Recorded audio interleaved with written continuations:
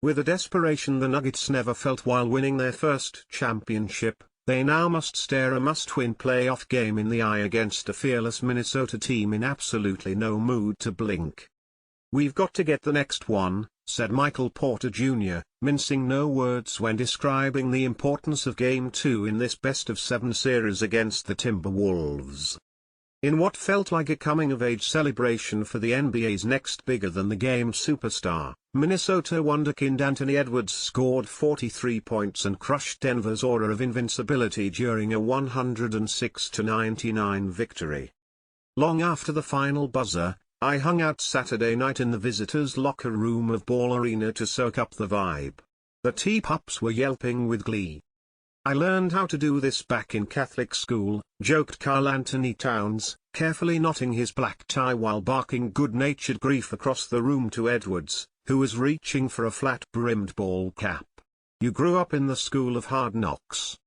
The swagger exuded by Minnesota was unmistakable and undeniable. Denver is trying to beat the team it used to be, only 12 short months ago.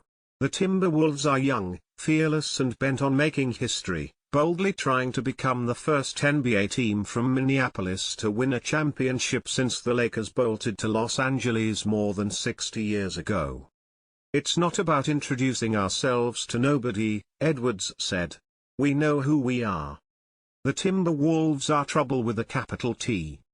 Nuggets center Nikola Jokic is the grand master of the NBA, usually 2 moves ahead of everybody else on the court, but now he is confronted by a foe with better chess pieces. "It's going to be a chess match. We're going to have to adjust to them as much as they adjust to us," said point guard Mike Conley, whose veteran savvy is invaluable to young Minnesota teammates. Against Ant-Man and these upstart T-Pups, Denver is trying to mess with one of the immutable laws of the basketball playoffs.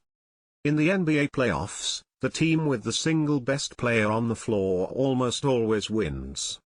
That's why Minnesota is unlike any team Denver steamrolled a year ago on its way to a championship. During all 4 rounds of a magical postseason run and in almost every game, Joker was unquestionably the best player on the floor. A year ago, Jokic was better than Kevin Durant, better than LeBron James, better than Jimmy Butler, better than anyone. But that's no longer the case with Anthony Edwards growing into the NBA's next great one before our astonished eyes. Not yet in his prime, Ant-Man is already doing MJ and Kobe things. This truth is very difficult for disciples of Jordan or Bryant to accept.